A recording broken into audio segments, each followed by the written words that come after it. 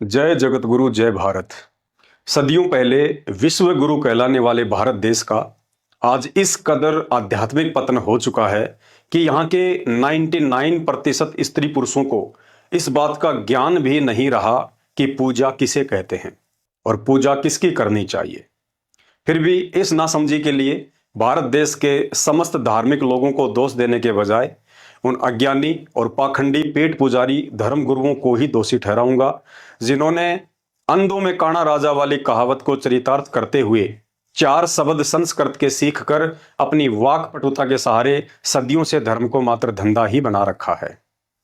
शंकराचार्यों सहित समस्त छोटे मोटे संत महात्मा मंडलेश्वर और रामकृष्ण की कथा सुनाकर पेट पाल रहे रामभद्राचार्य, अनिरुद्धाचार्य, देवकीनंदन ठाकुर, प्रेमानंद, धीरेन्द्र शास्त्री और रितेश्वर सहित सैकड़ों की संख्या में स्वयं को परम ज्ञानी समझने वाले इन अज्ञानी गुरुओं को पूजा की परिभाषा का भी ज्ञान नहीं है, जो कि भक्ति की पहली सीढ़ी है। भाइयों और बहनों, जिस भक्ति और पूजा के विषय को लेकर मैं आप लोगों के लिए जो वीडियोज बनाता हूं, असल में इस तरह की वीडियोज उन सभी लाखों लोगों को बनाने चाहिए जो लोग चंद पैसों के लिए दुनिया भर की फालतू की रील और शॉर्ट वीडियो बना बनाकर दुनिया का अनमोल समय और कीमती श्वासें बर्बाद कर रहे हैं। ये पैसा, जवानी और जोश मात्र 4 दिन का है। यदि इस जवानी को भक्ति में लगाने के बजाय इसी तरह बकवादों में बर्बाद कर दिया तो बुढ़ापे में जब शरीर निढाल और रोगी होकर भयंकर कष्ट देगा तो उस वक्त ये पैसा और दर्शक कुछ भी काम नहीं आएंगे। कहने का मतलब है, जिस परमात्मा ने अन्य पशु पक्षियों की योनियों से भिन्न व सर्वश्रेष्ठ जो यह मनुष्य शरीर हमें मात्र भक्ति करके मोक्ष प्राप्ति के लिए ही दिया है, यदि ना समझे में हमने इसे यूं ही बकवादों में बर्बाद कर दिया तो अंत में जीते जी यहां भी दुखी रहेंगे और मरने के बाद 84 लाख योनियों में गधे, कुत्ते, सुअर बनकर महाकष्ट उठाएंगे। भले ही मेरे वीडियो थोड़े लंबे होते हैं, परंतु सबके मतलब के होते हैं यदि ध्यान से थोड़ा सा विचार करके देखेंगे तो चलिए, गुरु श्रेष्ठ सतगुरु रामपाल जी के आशीर्वाद से आपको शास्त्र विधि अनुसार पूजा की परिभाषा से परिचित करवाते हैं कि पूजा किसे कहते हैं और पूजा किसकी करनी चाहिए। अक्सर आप देखते हैं कि एक व्यक्ति सुबह सुबह शंकर जी के मंदिर में पूजा करके आता है, उसके बाद काम पर जाते समय रास्ते में हनुमान जी का प्रसिद्ध मंदिर आता है तो उसके आगे भी हाथ जोड़कर शीश झुकाते हुए आगे निकल जाता है, अर्थात उसने हनुमान जी की भी पूजा कर डाली। रास्ते में रेड लाइट पर जैसे ही रुकता है तो एक व्यक्ति तेल से भीगी हुई काली सी मूर्ति सामने रखकर कहता है, जय शनि महाराज। वह व्यक्ति उसमें भी श्रद्धा अनुसार रुपया 2 रुपया डालकर आगे बढ़ जाता है, अर्थात उसने शनि महाराज की भी पूजा कर डाली। ऑफिस पहुंचते ही स्टाफ से एक लड़का मिठाई का डब्बा सामने रखकर कहता है, सर मैंने पिछले वर्ष माता जी से मन्नत मांगी थी, मेरी मन्नत पूरी हो गई है, इसलिए आप भी मुंह मीठा कीजिए। अर्थात आपने माता जी के निमित्त लाई हुई मिठाई खाकर माता जी की भी पूजा कर डाली। कहीं राम कथा या श्याम कथा हो रही है तो वहां भी कथावाचकों के खान पान, व्यवहार और चरित्र को जाने पहचाने बिना ही उनके चरणों में दंडवत करके उनकी भी पूजा कर डालते हैं। इसके अलावा बरगद, पीपल, घास फूस, माई, मसानी, भैरव, सेठ, शीतला और भी 10-20 ऐसे देवी देवता होंगे यारी दोस्ती रिश्तेदारी में जिनकी पूजा अर्चना करते ही रहते हैं। भाई और बहनों, आप ये पूजा नहीं कर रहे बल्कि स्वयं के साथ बहुत बड़ा धोखा कर रहे हैं। आप शास्त्र विधि विधान को छोड़कर घर परिवार, आड़ोसी पड़ोसी, बाप दादाओं और समाज की देखा देखी भेड़ चाल चल रहे हैं, अर्थात मनमानी भक्ति कर रहे हैं, जिसका परिणाम अंत में 0 ही निकलता है। सनातन धर्म से निकले हुए हिंदू धर्म में चारों वेद और पवित्र गीता जी को पूजा पाठ और भक्ति के संबंध में सबसे उत्तम ग्रंथ माना जाता है और निसंदेह है भी। उसी पवित्र गीता के अध्याय नंबर 13 के श्लोक नंबर 10 में स्पष्ट बताया गया है कि पूजा क्या है और किस भगवान की करनी चाहिए। पहले आपको ध्यान से यह वीडियो देखकर 30 सेकंड में यह श्लोक और इसके अर्थ को समझना होगा, तो पहले आप ध्यान से सुनिए। श्रीमद् भगवद गीता के 13वें अध्याय का 10वां श्लोक, मयि चानन्य योगेन भक्तिर्व्यभिचारिणी विविक्त देश सेवित्व मरतिर्जन संसदी। एक प्रश्न है कि अव्यभिचारिणी भक्ति क्या होती है? अव्यभिचारिणी भक्ति का अर्थ है केवल एक सर्वशक्तिमान परमेश्वर को ही अपना स्वामी मानते हुए स्वार्थ और अभिमान का त्याग करके श्रद्धा और भाव के सहित परम परमेश्वर से भगवान का निरंतर चिंतन करना अव्यभिचारिणी भक्ति कहलाती है। तो भगवान कहते हैं, मेरे प्रति तीव्र भक्ति, अनन्य भक्ति अव्यभिचारिणी भक्ति है। यानी बिना किसी उलटफेर के मेरे प्रति शुद्ध भक्ति का अभ्यास किया जाना चाहिए। श्लोक कहता है कि पूजा अर्थात भक्ति शुरू करने से पहले सर्वप्रथम तो एक सर्वशक्तिमान स्वामी अर्थात भगवान की पहचान करो। जब पहचान हो जाए तो शुद्ध भाव से तन मन धन समर्पित करके अव्यभिचारिणी भक्ति करनी चाहिए। अब आपने इस श्लोक में बताई गई मुख्यतः 3 बातों पर विचार विमर्श किए बिना ही भक्ति शुरू कर डाली तो समझ लीजिए आप ना घर के हैं ना घाट के, आपकी स्थिति भक्ति मार्ग में धोबी के कुत्ते जैसी है। पहला शब्द है एक सर्वशक्तिमान परमात्मा की पहचान। भाई और बहनों, हिंदू धर्म में मुख्यतः 90% लोग ब्रह्मा विष्णु महेश, उनके अंश अवतार श्री राम श्री कृष्ण और 33 करोड़ देवी देवताओं को ही भगवान मानकर पूजते हैं। लेकिन गीता जी का यह श्लोक कहता है कि इनमें से केवल एक को चुनना है जो सर्वशक्तिमान भगवान हो। कहते हैं एक सफल व्यापारी जब अनाज का सौदा करता है तो गोदाम में रखी हुई अनाज की हजारों बोरियों को खोल खोल कर नहीं बल्कि 2 या 3 बोरियों में ही परखी मारकर देख लेता है कि गोदाम में रखी बाकी बोरियों का अनाज किस किस्म का होगा। तो चलिए सभी 33 करोड़ देवी देवताओं को चेक करने के बजाय इन सभी के मुखिया ब्रह्मा विष्णु महेश को ही शास्त्रों से चेक करके देख लेते हैं कि इन तीनों में सर्वशक्तिमान भगवान कौन है, ताकि उसके बाद हम भक्ति शुरू कर सकें। सर्वप्रथम श्री ब्रह्मा जी को चेक करते हैं कि ये सर्वशक्तिमान है या नहीं। संक्षिप्त श्री मद देवी भागवत सचित्र मोटा टाइप केवल हिंदी, गीता प्रेस गोरखपुर से प्रकाशित, कोड नंबर 1133, संपादक हैं हनुमान प्रसाद पोदार चिमनलाल गोस्वामी। इसके तीसरे स्कंद पेज नंबर 130 पर स्पष्ट लिखा हुआ है कि एक समय नारद जी ने अपने पिता ब्रह्मा जी से पूछा कि किस देवता की पूजा करनी चाहिए तथा कौन देवता सबसे बड़े एवं समर्थ हैं। ब्रह्मा जी ने कहा, बेटा मैं इस प्रश्न का क्या जवाब दूं, ये तो बड़ा ही जटिल है, तुम भगवान विष्णु से इसका उचित समाधान पा सकते हो। भाई और बहनों, आज हम पढ़े लिखे हैं, शिक्षित हैं, पूर्वजों की तरह अनपढ़ नहीं हैं और ये सभी शास्त्र हमारे सामने हैं, जिसमें श्री ब्रह्मा जी ने यह स्वीकार करते हुए हाथ खड़े कर डाले कि ना ही तो मैं सबसे बड़ा समर्थ देवता हूं और ना ही मैं पूजा के लायक हूं। तो पूजा के लिए श्री ब्रह्मा जी स्वयं को रिजेक्ट करते हुए नारद से कह रहे हैं कि कौन देवता बड़ा है और किसकी पूजा करनी चाहिए, इसका समाधान आपको श्री विष्णु जी के पास जाकर ही मिल सकता है। तो यहां पूजा के लिए श्री ब्रह्मा जी को रिजेक्ट करते हुए अब हम श्री विष्णु जी को चेक करते हैं कि वे सर्वशक्तिमान भगवान हैं या नहीं। श्रीमद देवी भागवत सचित्र मोटा टाइप केवल हिंदी, गीता प्रेस गोरखपुर से प्रकाशित, संपादक श्री हनुमान प्रसाद पोदार चिमनलाल गोस्वामी, पहला स्कंद पेज नंबर 44। स्पष्ट लिखा हुआ है कि एक समय ब्रह्मा जी श्री विष्णु जी से मिलने के लिए गए तो देखा कि श्री विष्णु जी महान तप कर रहे थे, उनकी समाधि लगी थी। यह देखकर ब्रह्मा जी को बड़ा आश्चर्य हुआ। ब्रह्मा जी ने श्री विष्णु जी से पूछा, प्रभु आप देवताओं के अध्यक्ष, जगत के स्वामी, फिर आप क्यों तपस्या कर रहे हैं और किस देवता की आराधना में ध्यानमग्न है? मुझे असीम आश्चर्य तो यह हो रहा है कि सारे संसार के शासक होते हुए भी आप किसकी समाधि लगाए बैठे हैं। ब्रह्मा जी के यह विनीत वचन सुनकर श्री हरि अर्थात विष्णु जी उनसे कहने लगे, ब्रह्मा जी सावधान होकर सुनो, देवता दानव और मानव सब यही जानते हैं कि तुम सृष्टि रचते हो, मैं पालन करता हूं और शंकर जी संहार करते हैं, किंतु यह रचने पालने और संहार करने की जो योग्यता हमें मिली है इसकी अधिष्ठात्री शक्ति देवी है अर्थात दुर्गा जी है। इसलिए मुझ विष्णु की नजर में दुर्गा से बढ़कर दूसरा कोई देवता नहीं है। भाई और बहनों, जब ब्रह्मा जी ने श्री विष्णु जी को भी किसी और की भक्ति करते देखा तो ब्रह्मा जी को भी बुखार चढ़ गया कि मैं तो श्री विष्णु से बढ़कर किसी और को भगवान मानता ही नहीं था, लेकिन अब पता चला कि इनसे ऊपर भी कोई भगवान है। और पूछने पर श्री विष्णु जी ने साफ साफ बताई दिया कि भाई ब्रह्मा जी, मैं बड़ा भगवान नहीं हूं और ना ही पूजा के योग्य हूं, मैं तो खुद शक्ति देवी अर्थात दुर्गा की भक्ति करता हूं और मेरी नजर में उससे बढ़कर दूसरा कोई देवता नहीं है। तो चलिए यहां हम श्री विष्णु जी को भी पूजा के लिए रिजेक्ट करते हैं क्योंकि इन्होंने अपने से बढ़कर श्री दुर्गा जी को बता दिया है। तो चलिए अब हम श्री दुर्गा जी को चेक करते हैं कि यही फाइनल भगवान है या इससे भी ऊपर कोई और है।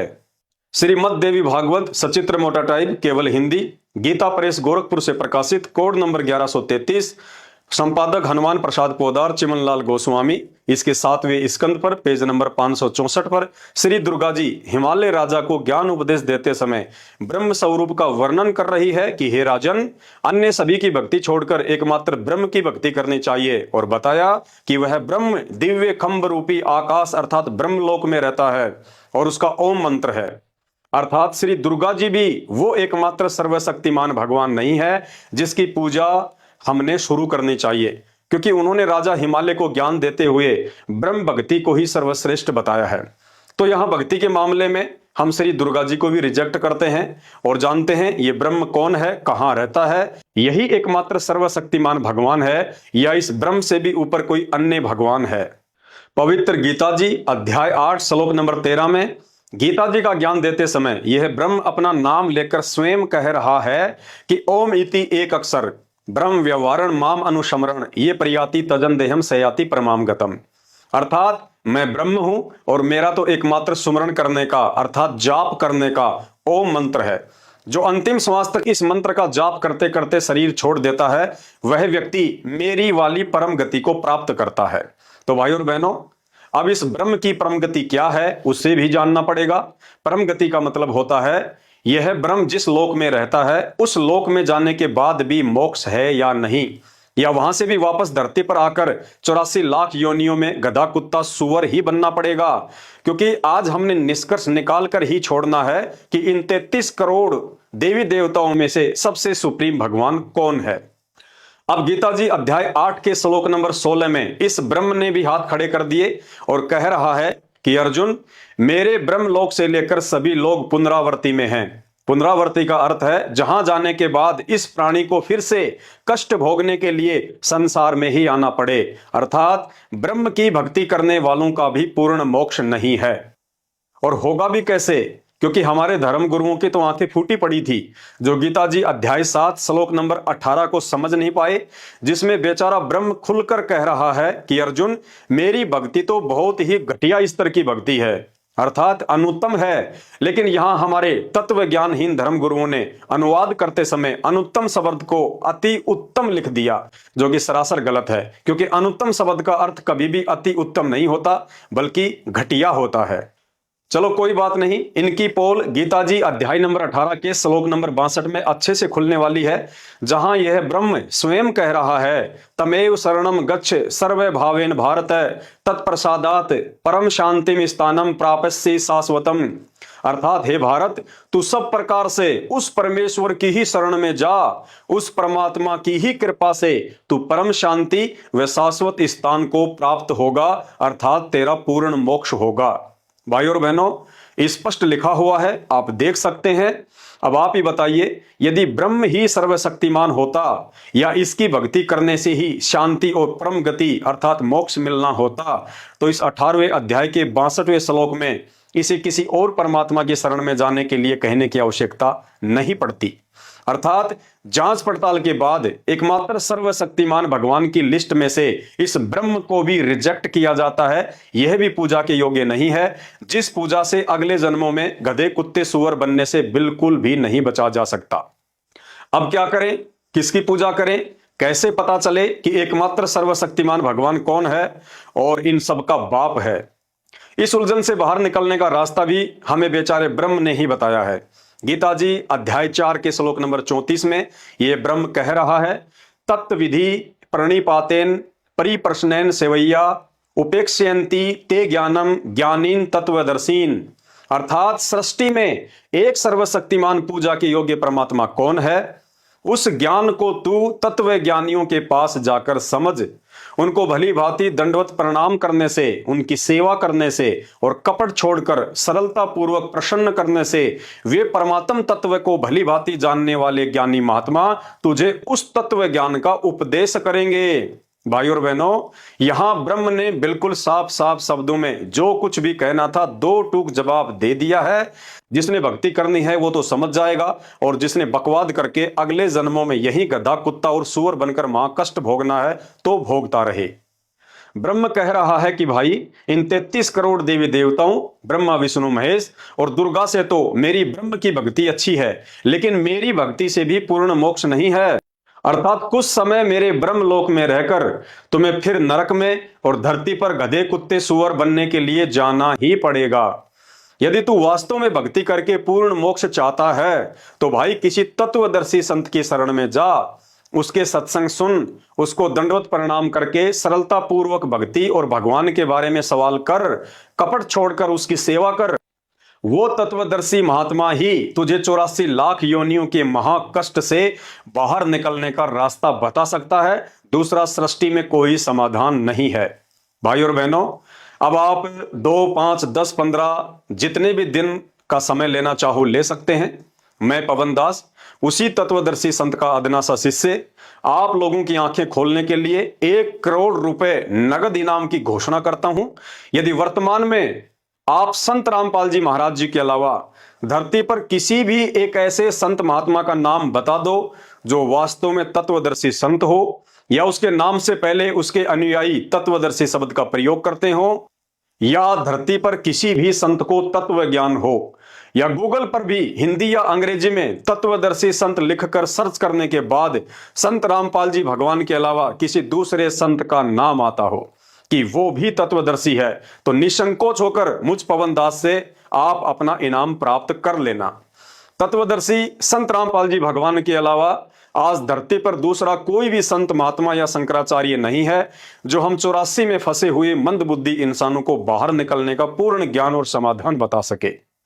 जिस तत्वदर्शी संत सतगुरु रामपाल जी भगवान को धर्मशास्त्र व अध्यात्म की ना समझी के चलते आप लोग हल्के में ले रहे हैं, उनके चरणों में शीश झुकाकर भक्ति करने के लिए तो साक्षात ब्रह्मा विष्णु महेश भी तरसते हैं। लेकिन उनका दुर्भाग्य है कि वो देवता बनकर इस ब्रह्म अर्थात काल की 84 लाख योनियों के चक्कर में फंसे पड़े हैं, क्योंकि मोक्ष की प्राप्ति केवल मनुष्य शरीर में ही संभव है, देव शरीर में नहीं।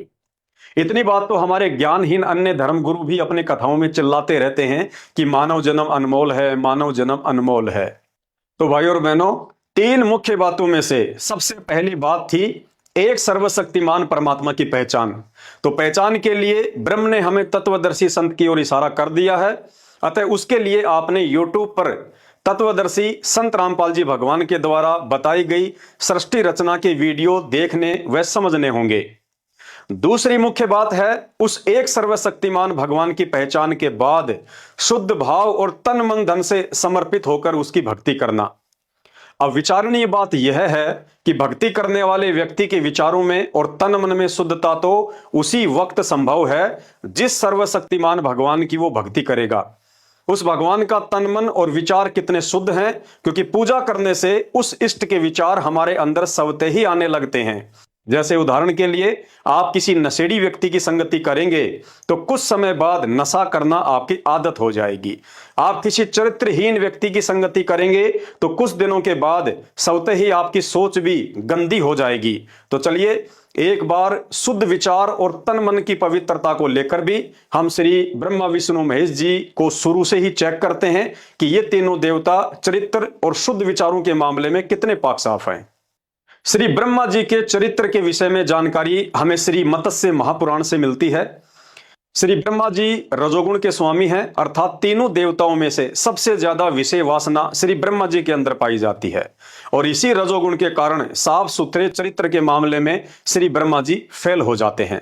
मत्स्य महापुराण सचित्र हिंदी अनुवाद सहित 3रा अध्याय, page number 22, code number 557, Gita Press Gorakhpur से प्रकाशित।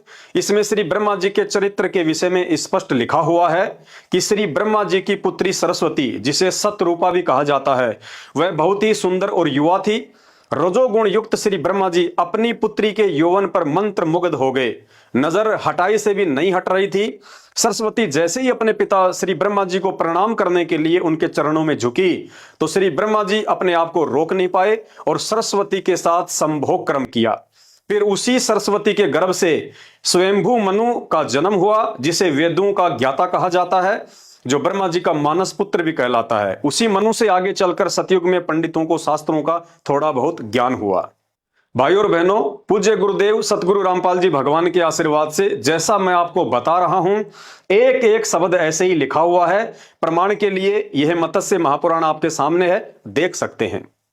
भाई और बहनों, शुद्ध विचार और चरित्र के मामले में श्री ब्रह्मा जी भी पूजा के योग्य नहीं है, इसलिए श्री ब्रह्मा जी भी रिजेक्ट किए जाते हैं। दूसरे नंबर पर श्री विष्णु जी के चरित्र और विचारों की एक झलक देखते हैं कि इस मामले में वे भी पाक साफ हैं या नहीं। संक्षिप्त ब्रह्म वैवर्त पुराण, सचित्र मोटा टाइप, केवल हिंदी, गीता प्रेस गोरखपुर से प्रकाशित, कोड नंबर 631, इसके पेज नंबर 182 पर प्रकृति खंड में स्पष्ट लिखा हुआ है कि चरित्र के मामले में श्री विष्णु जी पर भी अनेकों दाग लगे हुए हैं। एक समय देवताओं और राक्षसों में भीषण युद्ध छिड़ गया जो हजारों वर्षों तक चलता रहा। इंद्र सहित सभी देवताओं को जंगलों में जाकर समय व्यतीत करना पड़ा। फिर सभी देवता जमा होकर श्री शंकर जी के पास गए, लेकिन शंकर जी भी राक्षसों को पराजित ना कर सके। अंत में देवी भगवती से प्रार्थना की गई। देवी भगवती अर्थात दुर्गा ने अपने सारे अस्त्र शस्त्र चला लिए, परंतु शंखचूड़ राक्षस को पराजित नहीं कर सकी। अंत में देवी ने पाशुपतास्त्र का प्रयोग करना चाहा तो ब्रह्म की आकाशवाणी हुई कि इस भयंकर राक्षस शंखचूड़ को उस समय तक नहीं मारा जा सकता है जब तक कि इसकी पतिव्रता पत्नी तुलसी का पतिव्रता धर्म ना तोड़ा जाए। अंत में सभी इकट्ठे होकर श्री विष्णु जी के पास गए और सारी बात बताई। श्री विष्णु जी ने एक ब्राह्मण का रूप बनाकर धोखे से शंखचूड़ राक्षस का कवच दान में लिया और उधर से अंतर्ध्यान होकर शंखचूड़ का रूप बनाकर उसकी पत्नी तुलसी के पास पहुंच गए। तुलसी ने अपना पति समझकर उसे संभोग के लिए समर्पण कर दिया। जैसे ही तुलसी का पतिव्रता धर्म टूटा तो उधर शंखचूड़ युद्ध में देवताओं से मारा गया। हकीकत का पता चलने पर तुलसी ने श्री विष्णु जी को श्राप दे दिया। भाई और बहनों, श्री विष्णु और श्री शंकर जी को हम सर्वशक्तिमान भगवान मानकर पूज रहे थे। उनमें इतनी भी शक्ति नहीं थी कि समस्त देवताओं के साथ मिलकर वे दोनों उस शंखचूड़ दानव का भी कुछ बिगाड़ पाते। उस कार्य के लिए भी श्री विष्णु जी को धोखाधड़ी करते हुए एक चरित्रहीन व्यक्ति की भूमिका निभाकर अपने दामन पर दाग लगाने पड़े। सोचिए, जब उनकी पत्नी श्री लक्ष्मी जी को इस बात का पता चला होगा तो घर में कितने दिनों तक झगड़ा रहा होगा। अर्थात यहाँ पाक साफ चरित्र के मामले में श्री विष्णु जी भी रिजेक्ट किए जाते हैं, अर्थात ये भी पूजा के योग्य भगवान नहीं है। तीसरे नंबर पर श्री शंकर जी आते हैं, लेकिन देवों के देव महादेव कहे जाने वाले श्री शंकर जी तो मोहिनी को लेकर वैसे ही जग विख्यात हैं। श्री भागवत सुधा सागर, जिसे सुख सागर भी कहते हैं, गीता प्रेस गोरखपुर से प्रकाशित, कोड नंबर 1930, 12वां अध्याय, 8वां स्कंद, पेज नंबर 549 पर शादीशुदा होने के बावजूद अपनी पत्नी के ही सामने मोहिनी के साथ जो कुकृत्य श्री शंकर जी ने किया उसे सार्वजनिक तौर पर बताते हुए मुझे भी शर्म आ रही है। अतः पेज नंबर और अध्याय आपको बता दिया है, कभी भी एकांत में पढ़ लेना। भाई और बहनों, चरित्र के मामले में यहां श्री शंकर जी भी रिजेक्ट किए जाते हैं, अर्थात श्री शंकर जी भी पूजा के योग्य भगवान नहीं है। रही बात श्री दुर्गा और ब्रह्म के चरित्र की, तो भाई इनके चरित्र के विषय में सुनकर तो आपके कानों के पर्दे ही फट जाएंगे, जिसका जिक्र विस्तार से सृष्टि में सर्वश्रेष्ठ पाक चरित्र वाले एकमात्र तत्वदर्शी संत सतगुरु रामपाल जी भगवान के मुख कमल से सृष्टि रचना सुनकर आपको समझ में आ जाएगा। अर्थात चरित्र के मामले में भी यदि सृष्टि में कोई बेदाग और पाक साफ है तो वह तत्वदर्शी संत ही है। तो भाई और बहनों, अब हम बढ़ते हैं पूजा शुरू करने से पहले तीसरी मुख्य बात की ओर, अर्थात अव्यभिचारिणी भक्ति क्या है। भाई और बहनों, जब आपको तत्वदर्शी संत के सत्संग सुनकर सृष्टि में एकमात्र सर्वशक्तिमान भगवान की पहचान हो जाए, उसके चरित्र और तन मन की शुद्धता का पता चल जाए, तो उसके बाद मन कर्म वचन और तन मन धन से एकमात्र उसी भगवान की पूजा व भक्ति के प्रति अपनी आत्मा को पतिव्रता भाव से उस भगवान के चरणों में स्वयं को समर्पित कर देने को ही अव्यभिचारिणी भक्ति कहते हैं। भक्ति के लिए यहां दो शब्दों को समझना बहुत जरूरी है। एक शब्द है व्यभिचारिणी औरत अर्थात आत्मा, और दूसरा शब्द है अव्यभिचारिणी औरत अर्थात आत्मा। व्यभिचारिणी औरत उसे कहते हैं जो अपने पति के अलावा अन्य पुरुषों से भी संबंध रखती है, आम भाषा में उसे वैश्या कहा जाता है। और अव्यभिचारिणी औरत उसे कहते हैं जो पतिव्रता होती है, अपने पति के अलावा सौपन में भी किसी अन्य पुरुष को पति के भाव से नहीं देखती है, चाहे कोई कितना ही सुंदर या धनवान क्यों ना हो।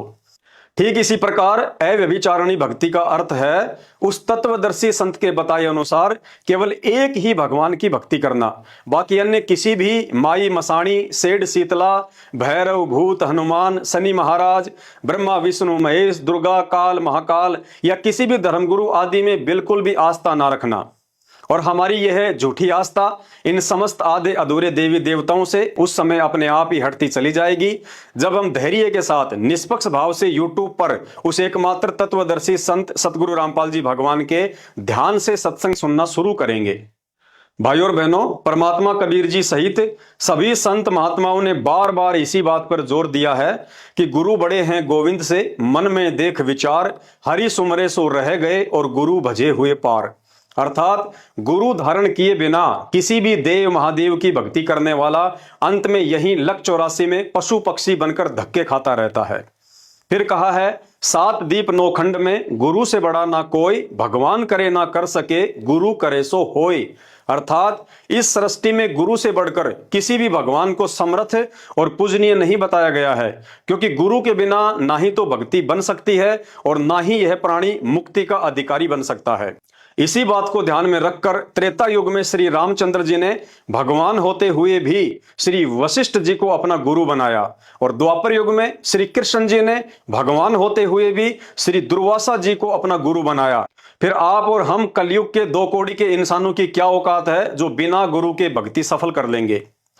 अतः सभी हिंदू मुस्लिम सिख ईसाई भाई बहनों से प्रार्थना है, ईमान गुमान, पद प्रतिष्ठा, धन दौलत, जोश जवानी, यारी दोस्ती, जान पहचान, नेता नांगड़े और कार कोठियां मुश्किल से सिर्फ इसी जीवन तक के साथी हैं। मरने के बाद इनमें से एक भी ना ही तो आपके साथ जाएगा और ना ही आपके कर्म कुकर्मों में भागीदार होगा।